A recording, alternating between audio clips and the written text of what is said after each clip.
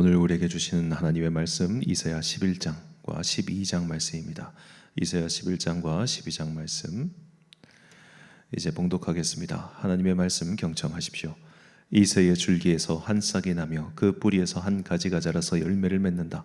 주님의 영이 그에게서 내려오신다. 지혜와 총명의 영, 모략과 권능의 영, 지식과 주님을 경외하게 하는 영이 그에게 내려오시니 그는 주님을 경외하는 것을 즐거움으로 삼는다. 그는 눈에 보이는 대로만 재판하지 않으며 귀에 들리는 대로만 판결하지 않는다. 가난한 사람들을 공의로 재판하고 세상에서 억눌린 사람들을 바르게 논죄한다. 그가 하는 말은 몽둥이가 되어 잔인한 자를 치고 그가 내리는 선고는 사악한 자를 사형에 처한다. 그는 정의로 허리를 동여매고 성실로 그의 몸에 띠를 삼는다. 그때에는 이리가 어린 양과 함께 살며 포범이 새끼 염소와 함께 누우며 송아지와 새끼 사자와 살진 짐승이 함께 풀을 뜯고 어린아이가 그것들을 이끌고 다닌다. 암소와 곰이 서로 벗이되며 그것들의 새끼가 함께 눕고 사자가 소처럼 풀을 먹는다. 젖 먹는 아이가 독사의 구멍 곁에서 장난하고 젖된 아이가 살무사의 굴에 손을 넣는다. 나의 거룩한 산 모든 곳에서 서로 해치거나 파괴하는 일이 없다. 물이 바다를 채우듯 주님을 아는 지식이 셋 이 땅에 가득하기 때문이다. 그날이 오면 이새의 뿌리에서 한 싹이 나서 만민의 깃발로 세워질 것이며 민족들이 그를 찾아 모여들어서 그가 있는 곳이 영광스럽게 될 것이다. 그날이 오면 주님께서 다시 손을 펴시어서 그의 남은 백성들 곧 아시리아와 하 이집트와 상 이집트와 에티오피아와 엘람과 바빌로니아와 하맛과 바다섬들에서 남은 사람들을 자기의 소유로 삼으실 것이다. 주님께서 문나라가 볼 수 있도록 깃발을 세우시고 쫓겨난 이스라엘 사람들이 그 깃발을 보고 찾아오게 하시며 흩어진 유다 사람들이 땅의 사방에서 그 깃발을 찾아오도록 하실 것이다. 그때에는 에브라임의 증오가 사라지고 유다의 적개심이 없어질 것이니 에브라임이 유다를 증오하지 않고 유다도 에브라임에게 적개심을 품지 않을 것이다. 그들이 서쪽으로는 블레셋을 공격하고 함께 동쪽 사람을 백성을 약탈하며 에돔과 모압을 장악할 것이다. 암몬 사람들도 굴복시킬 것이다. 주님께서 이집트 바다에 큰 물고기를 말리시고 뜨거운 바람을 일으키셔서 유프라테스 강물을 말리실 것이다. 주님께서 그것을 쳐서 7개울을 만드실 것이니 누구나 신을 신고 건널 수 있을 것이다. 주님께서 남은 백성 곧 아시리아의 남은 자들이 돌아오도록 큰 길을 내실 것이니 이스라엘이 이집트 땅에서 올라오던 날과 같게 하실 것이다. 그날이 오면 너는 이렇게 찬송할 것이다. 주님, 전에는 주님께서 나에게 진노하셨으나 이제는 주님의 진노를 거두시고 나를 위로하여 주시니 주님께 감사드립니다. 하나님은 나의 구원이시다. 나는 주님을 의지한다. 나에게 두려움 없다. 주 하나님은 나의 힘, 나의 노래, 나의 구원이시다. 너희가 구원의 우물에서 기쁨으로 물을 기를 것이다. 그날이 오면 너희는 또 이렇게 찬송할 것이다. 주님께 감사하여라. 그의 이름을 불러라. 그가 하신 일을 만민에게 알리며 그의 높은 이름을 선포하여라. 주님께서 영광스러운 일을 하셨으니 주님을 찬송하여라. 이것을 온 세계에 알려라. 시온의 주민아, 소리를 높여서 노래하여라. 너희 가운데 계시는 이스라엘의 거룩하신 분은 참으로 위대하시다. 아멘. 은혜가 필요한 이유란 제목으로 하나님의 말씀 선포하겠습니다. 얼마 전에 은혜에 대해서 좀 묵상을 하다가 우리가 은혜를 받았다라는 표현을 참 많이 사용하죠. 그럼 은혜를 받았다는 게 도대체 무엇인가? 우리가 이제 일반적으로 은혜라고 하면은 원론적으로는 예수 그리스도의 구원의 은혜, 십자가의 은혜를 그냥 은혜라고 말할 수 있는데 우리가 사용하는 은혜라고 하는 범주가 되게 넓잖아요. 그래서 과연 우리가 이렇게 사용하는 은혜라고 하는 그 큰 범주를 어떻게 정리하면 좋을까 생각을 하다가 한번 이렇게 제 나름대로 정리를 해봤습니다. 자, 은혜란 돌이킬 힘이며 살아갈 힘이며 기다릴 힘이다라고 정리를 해봤어요. 자, 이 돌이킨다라고 하면 회개를 뜻합니다. 회개는 가던 방향에서 돌이키는 거죠. 그리고 살아갈 힘이라고 하는 것은 이 성도가 오늘 현실을 살아갈 힘을 뜻합니다. 우리가 주일에 은혜를 받아야 월요일부터 직장생활, 현실 세계의 삶을 버티고 살아갈 수 있잖아요. 자, 이것이 임마누엘의 은혜죠. 마지막으로 기다린다고 하는 것은 마침내 완성될 하나님의 나라, 예수님의 재림을 기다린다는 것입니다. 저는 이 돌이킴, 곧 회개와 오늘 함께 하시는 임마누엘의 은혜와 그리고 예수님의 재림, 곧 역사의 완성, 하나님 나라의 도래, 이것을 기다리는 것, 이 세 가지가 또 정리를 해놓고 보니까 성경의 핵심 주제라고 봅니다. 그러니까 성경의 핵심 주제는 하나님 나라예요. 하나님 나라는 과거의 에덴 동산에서 이루어졌던 나라고, 그리고 현재 우리가 이루어 가야 할 나라이며, 마침내 역사의 마지막에 완성될 나라입니다. 이 나라들을 살아내기 위해서는 하나님께서 성령님을 통해서 우리에게 은혜를 주시는 거죠. 은혜를 주셨기 때문에 우리가 가다가 방향을 돌이키는 겁니다. 그냥 세상 나라로, 그냥 죄 가운데로 하나님과 멀리 살고 있다가 하나님께로 돌이키는 것, 이것이 회개이고, 이렇게 내 가는 길을 붙잡고 나를 휙 돌이키는 힘이 바로 성령님의 은혜죠. 그리고 이렇게 돌이킨 상태에서 다시 뒤를 돌아보지 않고 쭉 갈 수 있게 만드는 힘이 임마누엘, 하나님의 은혜의 힘이라는 겁니다. 자, 롯의 부인이 소돔과 고모라에서 구원을 받았지만 거기 남겨두고 온 재산이라든지 그런 것들 때문에 신경 쓰다가 뒤를 돌아보고 소돔 기둥이 됐잖아요. 그러니까 우리로 하여금 자꾸만 세상으로 돌아보지 않게 만드는 오늘을 살아가는 힘이 필요하다는 겁니다. 그래서 주일날 은혜를 받는 게 중요한 거예요. 은혜를 받았다고 하면 내일부터 주님과 함께하는, 주님께서 이 세상 속에서 나를 지켜주시고 나에게 힘을 주시고 나로 하여금 저들을 이길 수 있는 능력을 주시고 무엇보다 보호해 주시고, 이런 오늘을 살아갈 은혜의 힘도 우리가 취해야 됩니다. 이거 중요합니다. 그러니까 오늘만을 자꾸만 오늘의 은혜, 오늘의 힘, 오늘의 위로, 이것만 추구하면 우리가 그렇게 비판했던 소위 기복주의 신앙이 될 수밖에 없지만, 그럼에도 불구하고 오늘이라고 하는 것은 굉장히 중요해요. 오늘 무너지면 앞으로 곧 없고 또 과거의 은혜도 무색해지기 때문입니다. 그래서 오늘을 살아갈 힘도 필요하죠. 그리고 마지막으로 마침내 도래할 하나님 나라, 그 완성을 기다릴 수 있는 힘, 즉 종말을 기다리는 이 종말론적 신앙도 굉장히 중요합니다. 이 세 가지가 성경 안에서 우리에게 전해주고 있는 은혜의 핵심 주제라고 또 정리해놓고 보니까 그렇게 되더라고요. 그래서 이런 좀 묵상을 해봤습니다. 자, 이렇게 성령님의 사역, 회개하는 마음을 주시고 살아갈 힘을 주시며 또한 기다릴 수 있는 믿음을 주시는 것, 이 이야기가 성경 안에서 계속되고 있는데, 오늘은 11장, 12장은 기다릴 수 있는 힘, 기다릴 수 있는 믿음, 우리의 기다림의 대상과 그 기다림에 대해서 본문이 이야기하고 있습니다. 먼저 12장 1절과 4절 말씀입니다. 그날에 내가 말하기를 여호와여 주께서 전에는 내게 노하셨으나 이제는 주의 진노가 돌아섰고 또 주께서 나를 안위하시오니 내가 주께 감사하겠나이다 할 것이니라. 그날에 너희가 또 말하기를 여호와께 감사하라. 그의 이름을 부르며 그의 행하심을 만국 중에 선포하며 그의 이름이 높다 하라. 아멘. 저희 구약의 선지자들에게 그날이라고 하는 것은 굉장히 중요한 날입니다. 혹은 여호와의 날이라고도 하고 그날이라고도 하는데, 결국 역사가 완성되는 날이에요. 하나님의 통치가 온전히 이 세상 가운데 이루어지는 날이에요. 자, 하나님의 통치는 지금은 온전히 이루어지지 않았습니다. 그렇기 때문에 이건 마치 하나님의 통치가 오지 않았다는 게 아니에요. 우리나라가 분명히 공권력이 있는 나라지 않습니까? 그런데 공권력을 피해가지고 요리조리 다니는 범죄자들이 있잖아요.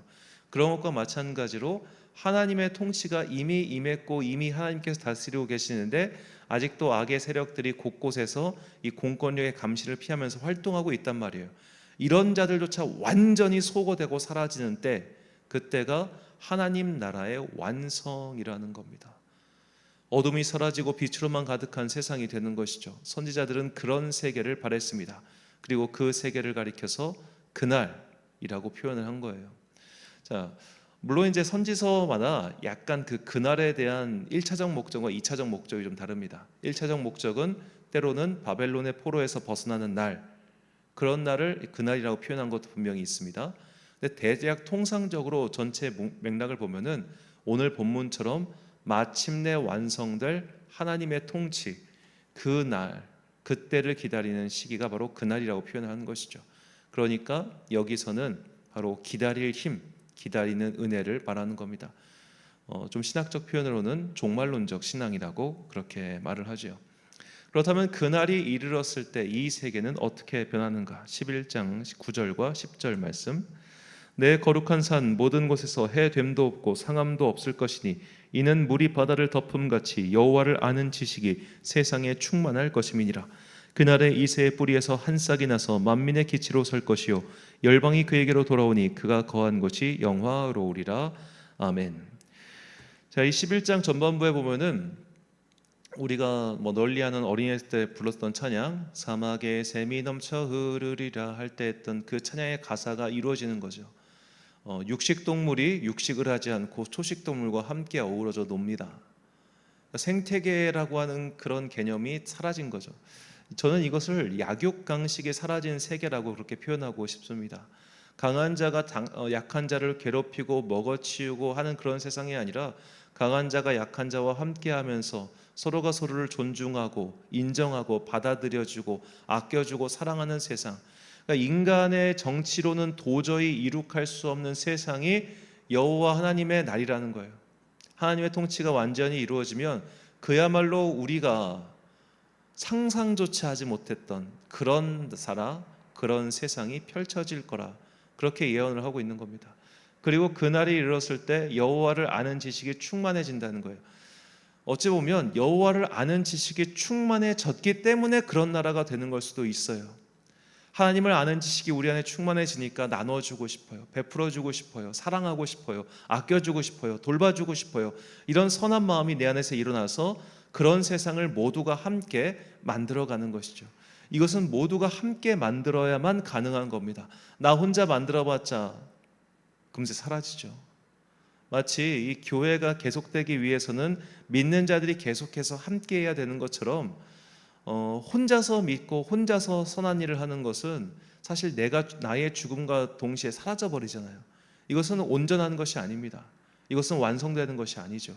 그래서 그날이 오면은 이런 어떻게 보면 단편화되어 있고 분절화되어 있는 하나님의 선한 사역이 마침내 온전해져 가지고 모든 것에 꽉꽉 들이차서 더 이상 빈틈이 없어질 것이다. 이것이 여호와를 아는 지식이 세상에 충만한 것이고, 그리고 만국이 주님께로 돌아온다. 즉 주님을 믿지 않은 사람들이 주님께로 돌아와서 그야말로 그리스도의 나라가 이 온 세상에 충만히 가득하게 임하는 날이 바로 그날입니다. 우리는 그날을 기다리는 사람들이고 그날을 기다릴 수 있는 힘을 달라고 주님께 기도하는 사람들이죠. 그래서 우리에게 은혜가 필요한 겁니다. 세상으로 향하는 마음을 돌이킬 힘이 필요합니다.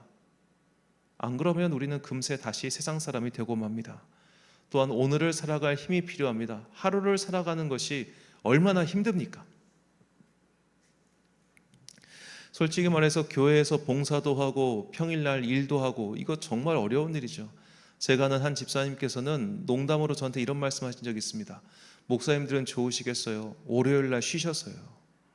자기는, 제가 봐도 그분은 주일날 사역자만큼 일하는 봉사하는 집사님이셨어요. 토요일날 오셔가지고 찬양팀 연습 준비하고 금요일날 저녁에도 찬양팀 쓰시고 주일날도 뭐 교사 봉사하시고 찬양팀 리더하시고 그리고 오후 예배까지 다 드리고 돌아가시면은 정말 주일을 온전히 교회만 바치신 거죠. 그리고 월요일날 또 출근하셔야 되고 얼마나 힘들겠습니까? 우리가 그런데 은혜를 받으면, 은혜의 힘을 입으면 그런 것들이 즐거워지는 거예요. 그래서 주일날 교회에서 예배 중에 혹은 내 일상생활 중에 그 은혜의 힘으로 충전이 돼가지고 현실의 이 팍팍한 나날들을 견딜 수 있게 하는 거죠. 오늘 나를 괴롭히는 사람을 마음속으로 이겨낼 수 있는 힘, 오늘 내 눈앞에 놓여지는 유혹을 마음속으로 물리칠 수 있는 힘, 이 현실의 곤고함을 마음으로 이겨낼 수 있는 그 영혼의 강력한 힘, 그 힘을 임마누엘 하나님으로부터 공급받는 겁니다. 이게 은혜, 현실을 살아갈 오늘의 은혜죠. 그리고 종말론적으로 마침내 완성될 하나님 나라를 기다리는 그 소망, 믿음의 힘이 우리에게 필요하다는 겁니다. 내가 죽으면 무슨 소용입니까? 내가 죽음으로써 모든 것이 소멸되고 내가 죽음으로써 어떠한 것도 열매를 맺지 못한다면 무슨 의미가 있겠습니까? 그러나 나의 죽음 이후에도 하나님 나라는 계속되는 것이고, 또한 나의 죽음 이후에 나의 영혼은 하나님의 나라에서 주님과 동행하고 함께하고 있다는 이 신앙, 이것이 있기 때문에 우리는 영원을 믿으며 영원을 완성을 꿈꾸며 그 영원한 나라 속에 들어갈 나를 소망하는 가운데 이 현실을 함께 또 살아가는 것이죠. 이것이 기다리는 힘인 겁니다. 이런 것이 있을 때 우리는 하나님의 말씀을 따라서 이 현실 속에서 예수 그리스도의 재림을 기다리는 성도가 될 수 있는 것이죠. 그래서 우리에게는 오늘도 내일도 앞으로도 은혜가 필요한 것입니다. 이런 우리에게 주시는 하나님의 말씀, 유다서 1장 20절과 21절 말씀입니다. 사랑하는 자들아, 너희는 너희의 지극히 거룩한 믿음 위에 자신을 세우며 성령으로 기도하며 하나님의 사랑 안에서 자신을 지키며 영생에 이르도록 우리 주 예수 그리스도의 긍휼을 기다리라. 아멘. 사랑하는 천안광성교회 성도 여러분, 그리고 이 새벽을 함께 깨우고 계신 귀한 주님의 자녀 여러분, 우리가 은혜를 받았다고 하는 것은 자꾸만 현실 세계로 쏠리는 마음의 방향을 하나님의 나라로 돌이켰다는 것이요, 현실 세계를 살아가느라 지쳤지만 다시 사명을 다할 수 있는 힘을 얻었다는 것이고, 그리고 마침내 완성될 하나님의 나라를 기다릴 수 있는 힘을 얻었다는 것입니다. 이것이 은혜의 세 가지 의미라고 저는 생각합니다. 그래서 우리는 은혜를 받아야 하며 은혜가 필요합니다. 성령님께서 주시는 회개의 힘, 견디는 힘, 기다리는 힘이 필요합니다. 그러므로 오늘도 은혜를 구하십시오. 은혜는 때로는 사랑의 모습으로, 때로는 칭찬의 모습으로, 때로는 경고의 모습으로 임할 것입니다. 하나님께서 주시는 이 다채로운 은혜로 말미암아 악한 일에서 돌이키고 사명을 감당할 수 있는 힘을 얻으며, 무엇보다 예수님의 임재와 하나님 나라의 완성을 기다리는 믿음을 끝까지 지키는 여러분과 제가 되시길 예수님의 이름으로 축원합니다. 기도하겠습니다. 사랑과 은혜가 충만하신 아버지 하나님, 우리에게 충만한 은혜를 내려 주옵소서.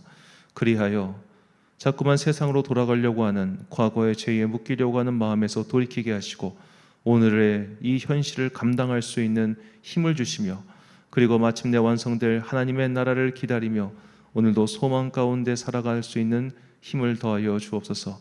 이 은혜가 날마다 우리의 삶에 충만하여서 좌로나 우로나 치우치지 아니하고 일평생 주의 길을 따라가는 거룩한 자녀들이 되기를 소망하오며, 이 모든 말씀 우리 구주 예수 그리스도의 이름으로 기도드립니다. 아멘. 오늘의 기도 제목입니다. 은혜는 돌이킬 힘, 살아갈 힘, 기다릴 힘을 줍니다. 나에게 특히 필요한 은혜의 힘은 무엇인지 묵상하시고 성령 하나님께 그 은혜의 힘을 달라고 기도하십시오. 오늘 주신 기도의 제목 가지고 기도와 묵상에 힘쓰는 하루 되시길 바랍니다. 기도하겠습니다.